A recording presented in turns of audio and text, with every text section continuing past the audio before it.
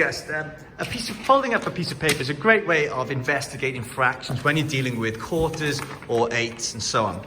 However, when you're dealing with more difficult denominators like fifths or sevenths, which are odd numbers, then folding is not so easy. So we're going to use some bar modelling for these ones. Let's look at this first question.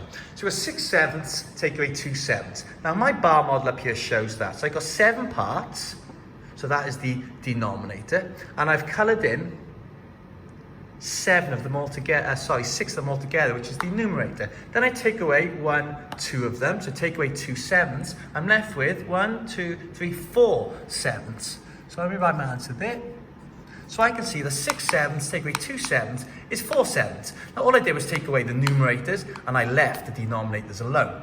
Now this second one's a bit trickier, because I'm missing a number here and here. So I'm going to have a look at my bar model and see if this helps me to work it out. Now the first thing I notice, because my question is 11 sixths, this here is 11 sixths. So you can see that I have 2 different objects. Both are split into 6 parts. So I just, out of fun, I'm going to go, I can see here, I've got 1 whole number, and 1, 2, 3, 4, and 5, 6. So I just found out that 11 sixths is the same thing as 1 whole, and then 5 sixths.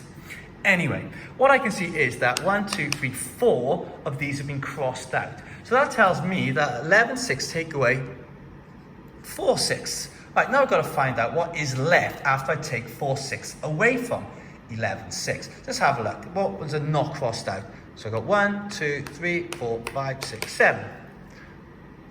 So 11 sixths take away 4 sixths makes 7 sixths. Now, I don't have to use a bar model for this. I now know that 11 take away 4 makes 7, and that I don't change the denominator, so I could do that quickly. Anyways, have a look at this last one. So I've got 13 fifths, take away some fifths makes 6 fifths. So I got to work out what is the missing number. The first thing I'm going to do again, because this part hasn't been coloured in, I'm going to use a different colour pen.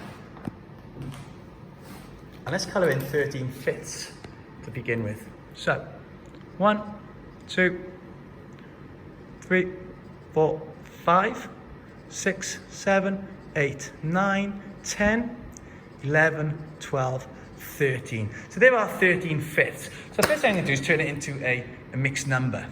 So I can see I've got 2 whole numbers, and I've got 3 fifths left.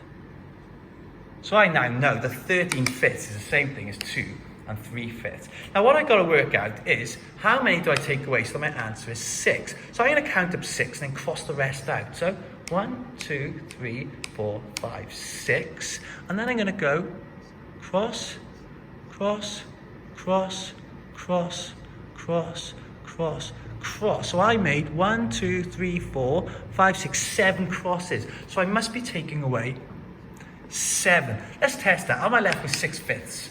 1, 2, 3, 4, 5, 6. Yes, I am. Okay, so I've used bar modelling here for subtracting fractions. I want you to use bar modelling to complete the tasks on the next slide.